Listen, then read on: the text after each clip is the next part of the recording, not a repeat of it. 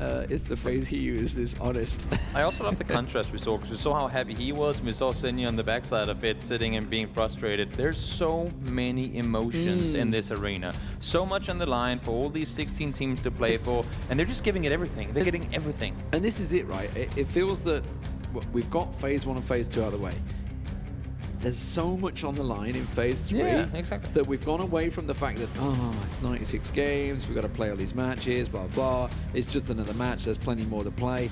Now it seems that every single win means a lot. It means something. We're starting to see some of that raw emotion coming out here because they know every time they get that win, every time they get into that top 6, that top 5, top 4, they're slowly grinding up higher and higher. You know, it means a hell of a lot. And there's a chance to get to the grand finals, and that's what they want. They want to be at the global championships. And that's the thing, right? I mean, there's so many of these teams. I can't look at the screen while I'm talking because Scoom is just staring me dead in the eye right now. So is Monkey. I mean, who are you looking at? Who are you looking at? They're both giving us the stare. But sure, you might not be in it right now, but I will say as well, I mean, you know, we could win this and go to PGC. Imagine, they were in open before Phase 1. From Phase 1 through 1 year to go to play against the world's best. They were an unsigned team for 2 phases. I mean, I think, wow. I think you've got to look at also the last match and just show that, you know, you're going to have to do some pretty special stuff to challenge these boys. A 20-point and an 18-point game from both FaZe and Liquid. You know, that's how they are solidifying them top 4 positions. For sure, you know, for sure. Which is why someone actually we haven't seen who did really well is G2. We haven't seen a lot about them so far. So there is an opportunity to creep on in there. ENCE picked themselves up a win earlier on. Desperados, they've been chasing it. They had 2 second places today. And then 47 still have actually not had the greatest of days. Had a big kill game yesterday, but now we're moving on to the grassy fields of Erangel, and things can change. Will we back down to Sosnovka? Will Toby keep his 100% record? We'll find out in just a moment. Give me a good plane. Come on. Help me out here. Let's see where it goes. Very interested in seeing not only the plane path, but also the first circle. We have really not had that many eastern circles so far, if any, other than that very southern one. So let's see what happens. Second to last game of the day underway. This is something to do with the ruins. Would you agree? Yeah. This is pretty easy to call. Yeah, that's gonna be South George over the Puffka. Is this a tight cut? Or do you think George over the Puffka, or like the Puffka Milta, Okay, a little bit further south. South George to Milta Power. So a simple one, that one. I'm not giving you that. I mean, you still 100%. That was too easy. Is that what it is? That was a little easy. Like, I mean, the one with the trees and stuff. That was the one that was out there. That one was a bit simple. That one.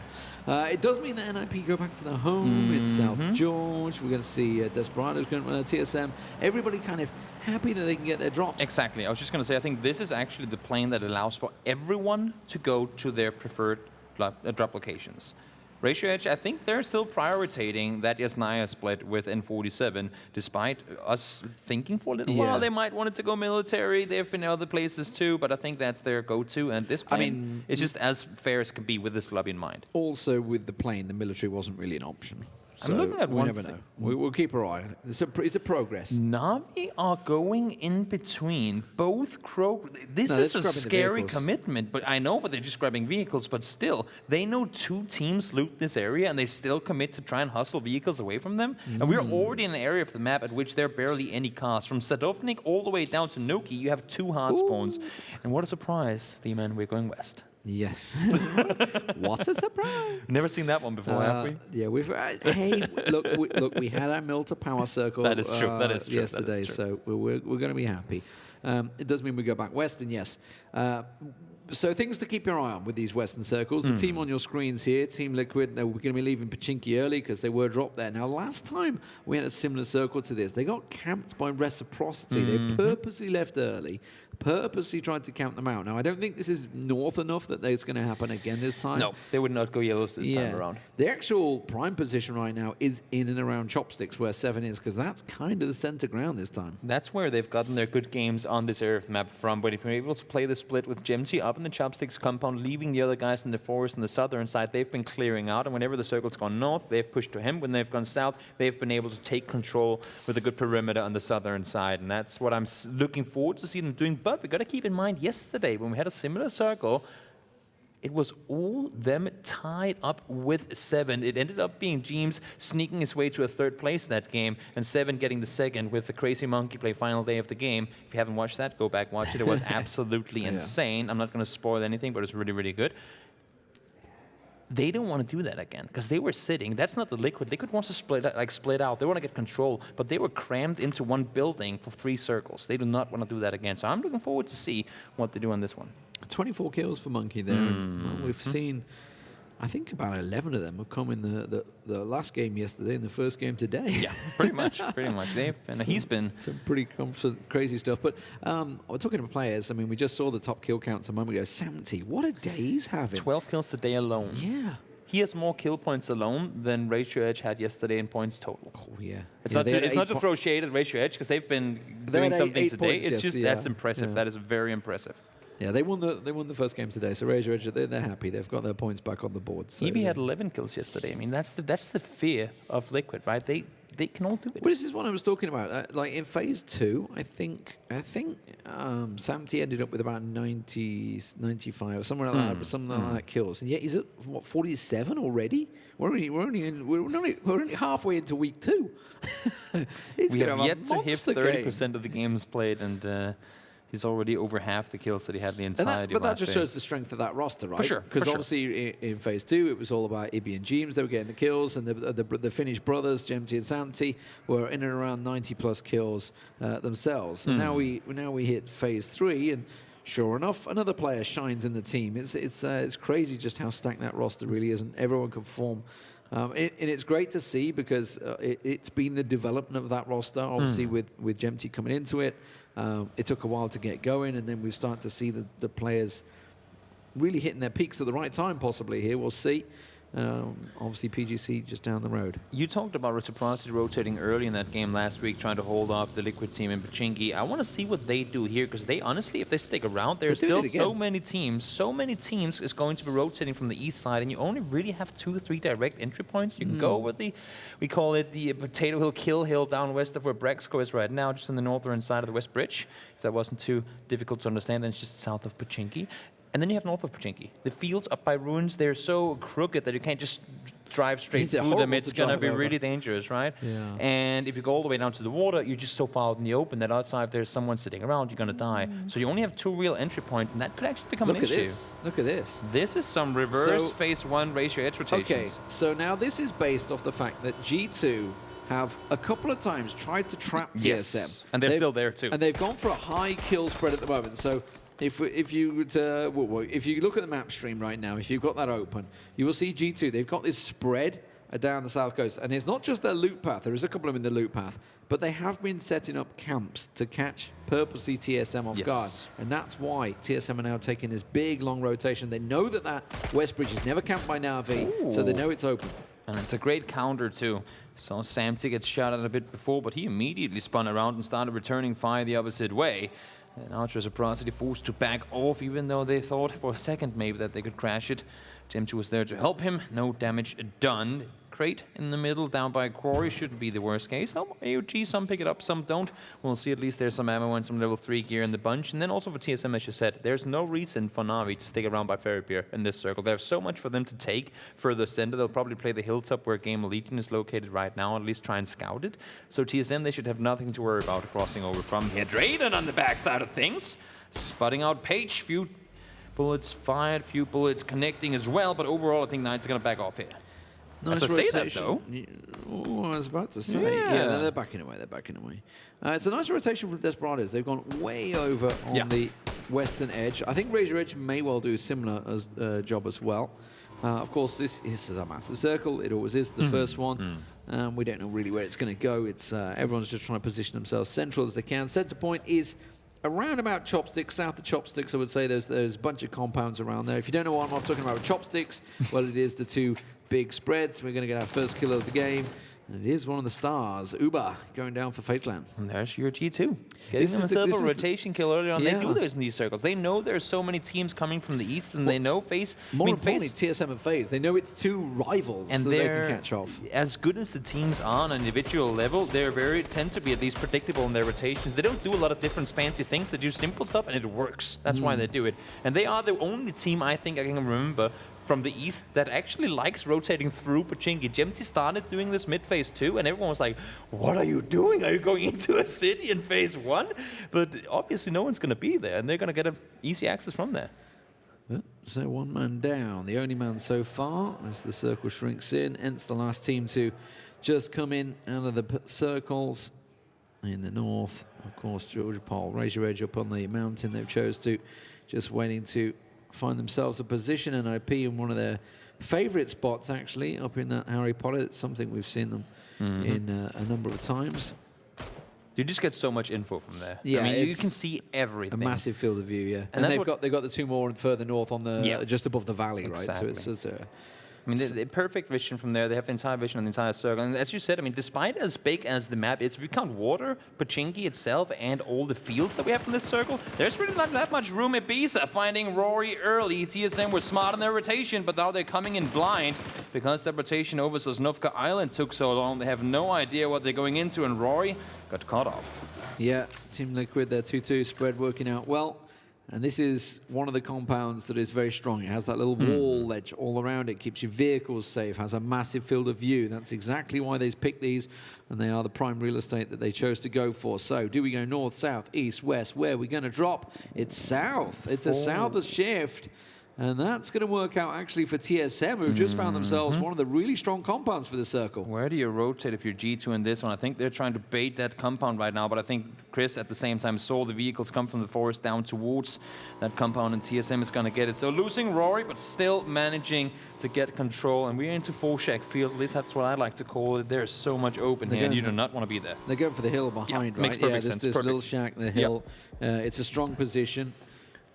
Makes perfect sense. Long ago, this is the position I saw the Knights picking up around about 30. That was the banger game. Yeah, I remember that. I remember that. They were. I mean, they killed half the lobby basically. It was and Knights is doing exactly what gave Knights those kills. They were just harvesting in the fields. Yeah. I mean, they were out there. It was harvesting season. And they were just TSM. picking up everything. TSM's spot right now. Exactly. The problem is where TSM are. It is a large compound to hold, and I think it's actually going to get crashed by the Knights. I was just going to say, and it's the easiest compound to third party as well. Yeah. You have the hillside. You have so much open. It's very hard to contain, but look at this. Reels is crashing in, and he's going straight into two people. Oh, Reels, you gotta check it first, but seems like Knights, despite losing one player, are full-on committing to it. It's still a 3v3 because, remember, TSM lost their man. Oh, that's Nade. Is this going to be cooked? Oh, that's gone up and over. Did it? Did it? Did it go over? Is it dropped down? No, it looks like it didn't quite catch him. He wanted to get the vert nade just to bounce just outside, but it didn't quite work out. There's third party coming in though. Look at this. Pokémon catches Snark down. He's done because he's the other side of the fence, and that means Gustav's little flank around here could work out well. Don't nade Iroh. Don't nade Iroh. We don't know they like to have nades nearby their teammates. That's why Gustav calls it, right? But as you said, I mean, it's an open compound. It's dangerous. But that open that leaves the compound hard to play from also makes it extremely hard to breach. They were fighting 3 teams while trying to breach 1, and that became the death of them. Yeah, all the third party working out. So TSM don't lose anyone in that fight. The Knights are gone. First team out of there. Now, who else goes in? And this is the problem, right? Because if you, to keep note, like I say, look at the map stream, you see just how wide this is. Now, our N47 going to do the same. They may even crash straight into that compound. They may just try and find a shack. There's a couple of shacks available in these farmer fields, but that's really about it. My God, Evil's car just got absolutely decimated. Where were they planning on going with this rotation? That's the issue when you come from the east. Why didn't they just stay on the edge? One of the things in this circle is you're so isolated out there in the east, and you know eventually we'll have to cross. If we wait for long enough, there's just going to be that many more guns pointing our way. And unfortunately, I think this it's way too soon. You cannot play these fields while the hill is still in play. Had they waited one circle longer, waited until Pochinki Hill was out, they could potentially have played from out there because you don't have the same high ground. But you cannot do anything from here. This is torture. There's just so much DMR action going into there. That's like, got him, Yeah, it's just it's a competition. Who gets to steal the kills? Seems like mxey and Michael gets one. A little bit of a steal from TSM, able to get down Eyeball in that one. It seems to me like T-Bone.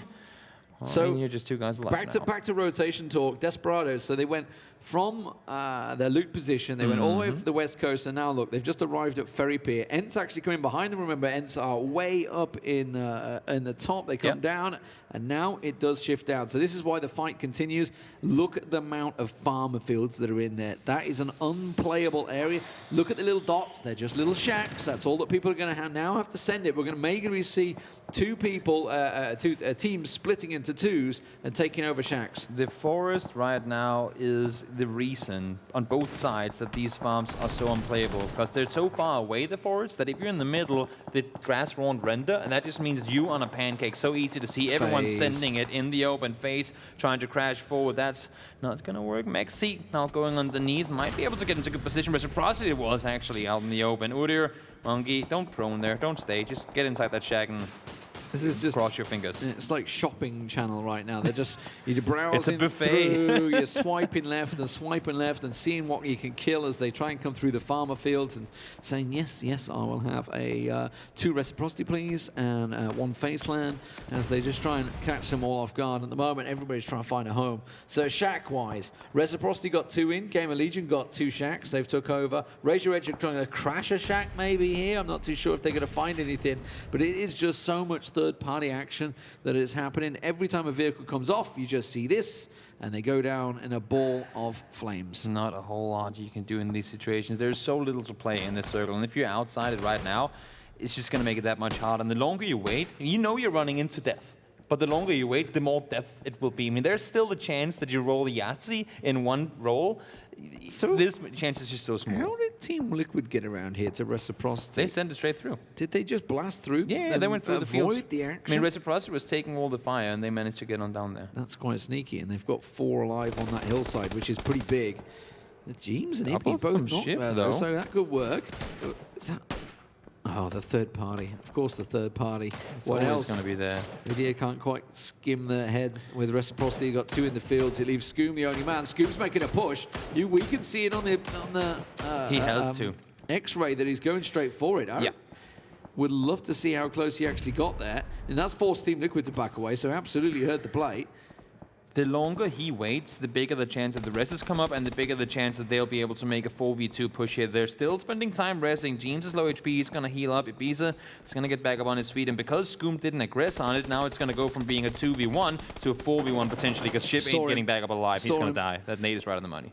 Yeah, oh, no, too far. Okay, no mind. Too far. He actually ran forward into it, saw it coming.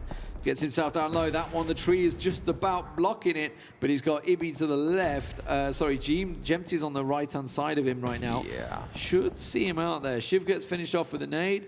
That's been about 6 nades thrown just to get 1 man there. That's maybe a little expending resources too much. Meanwhile, back down on Ferry Pier, we see an unusual fight, but the circle shifts and centers up. So TSM, who fought for that compound, are looking golden. Team Liquid also with their fight with reciprocity is still good. Na'Vi inside, G2 inside. Everybody's happy unless you're DA and 7 up on the hillside. They now need to commit, and IP also.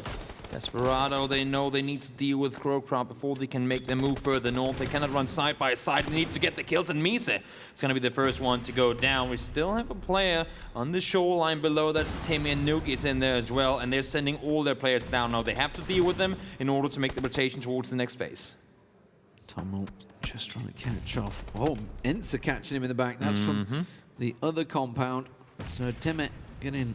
They cannot push and they cannot stay. It's a hell situation for CrowCrowd right now. SKUIJKE just got himself a Mark 14 there. Calvin Klein's just trying to cook one up and toss that into the rocks. It's looking good, actually. It's just got the bounce. It has. It gets himself the double. They just got the revive coming through, and NOOKIE was holding it, but it didn't work out. The second one comes through and confirms. Calvin Klein backs away with 2 frags to the good. Circle's pushing. They want to disengage in this one. James is actually on their side of the road right now trying to get the info. They know that Desperados, or at least teams from Ferry Pier, have to go north. And where James is sitting right now is practically the only route they can take. So he is going to, for sure, look to get some rotation kills on this one. The 5 Norwegians in the roster all coming together. Rustanmar just pops in between. SKUIJKE comes flying in. Mark 14 ain't going to do you much good when you come in between the team like that.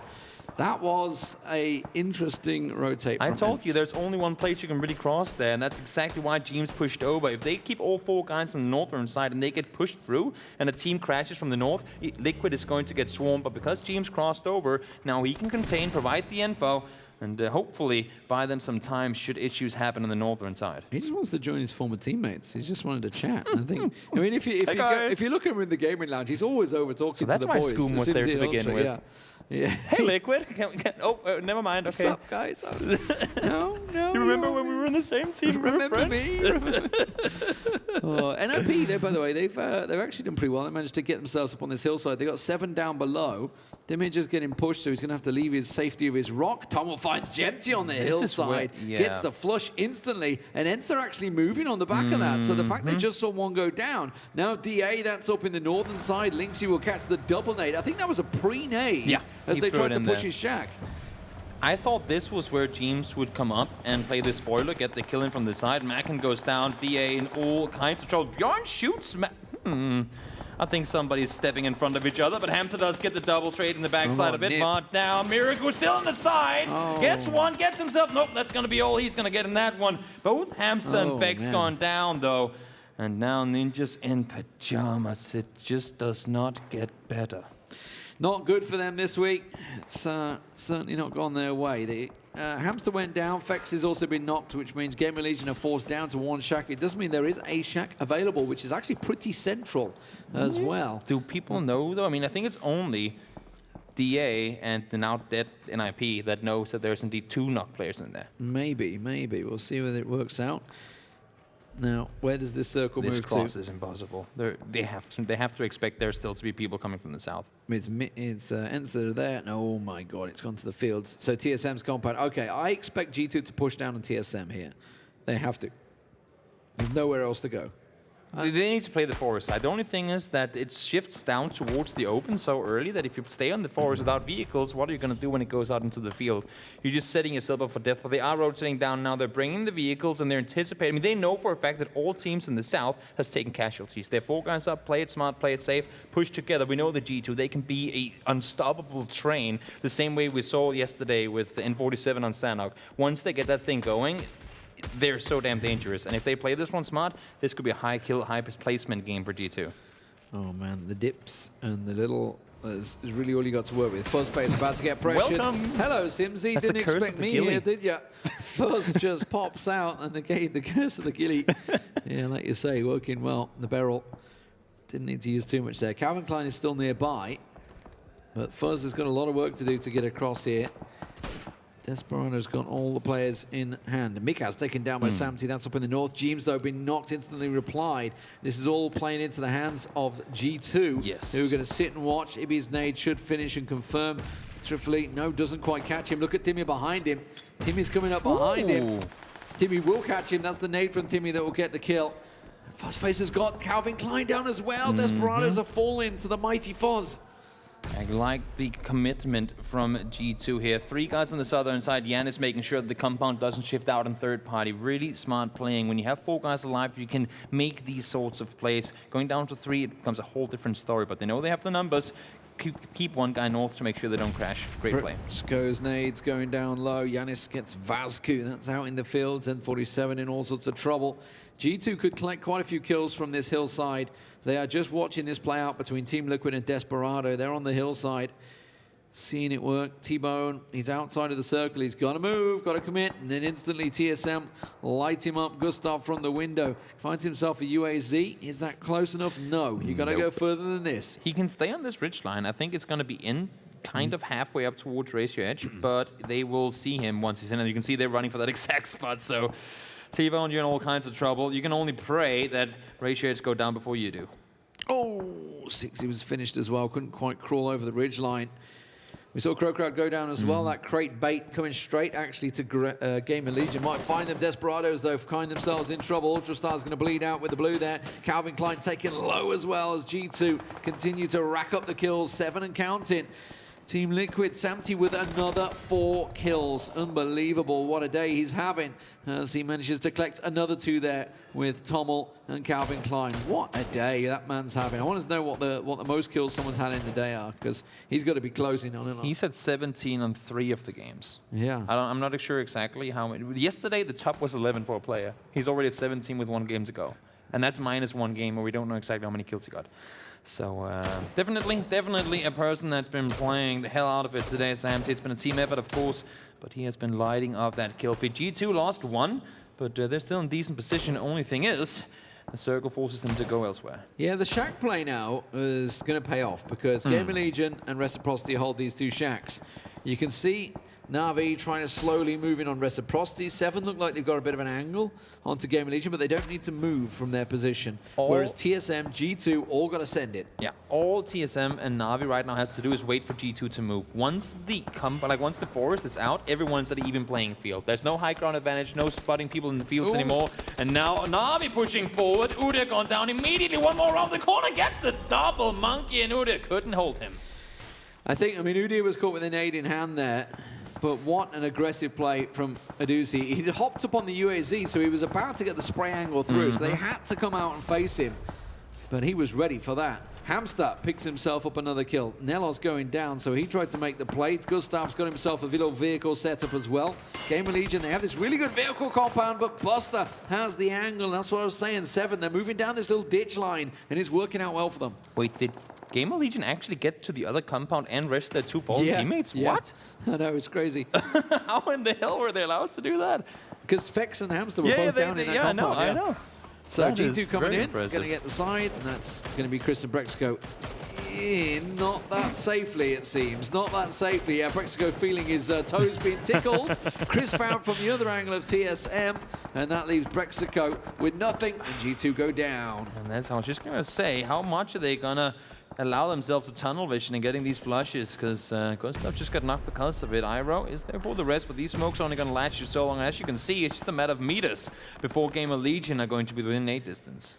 Yeah, and they've just got a knocker. They saw the brow of the hill from 7 there. 4 members of 7 pushing on the back of them. So GamerLegion, like you say, 4 in the shack, dead center at the moment. This is a good position. T-Bone's going unseen because everyone's looking at the muzzle flashes, the shots, everything that's working well. TSM set themselves up a compound.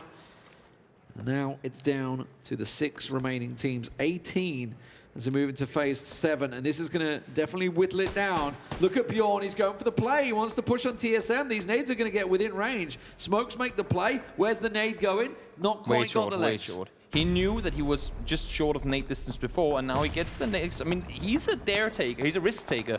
He wants to be within nade distance. Unfortunately, not quite there yet. As you can see, Lynxy trying to stay put. So, yep, they have the circle there, and that's why they want to deal with TSM. They want to get them down so they can look to the other side, but right now it's costing them quite a bit. Yeah, they've got to be careful because Na'Vi hold position. They've got the other shack, and they are very active in looking for targets through this smoke. They find Bjorn. Yes. They catch the tag. Is it enough? Aitzy, look, is he stood on top of the UAZ or the shack there? I think he stood on top of the shack. Gotta get that vision, and you have your teammates all around you. The thing is, people can't really flush in this situation. Yep, he's looking for the info, trying to get the little advantage position. Lynxy gets one, immediately Buster's there to trade him, so a little bit of third-party action coming in. A 7 as well, gotta keep them in mind. 4 guys alive still. Yeah, they have this little ditch line as well, so they're going to creep in. It's down on Razor Edge and N47 and TSM. They all need to move now. TSM looks like it's an unwinnable play. I don't know where they're going to go. These vehicles have been pretty peppered with bullets. T-Bone's been spotted crawling in, so he's down to nothing, and TSM will pick up the kill there for 6 for them. And now TSM are going to try and go. Gustav, Evil Knievel run. Can the Dane make it through? No, doesn't look like it. Fex will pick up the knock, but it's Senya that will take the kill. Ibro is there immediately after. If Gustav couldn't do it, maybe I can. He's still outside the circle, though, and he's going to go down to Michael by himself, and that's going to be TSM out in 4th place.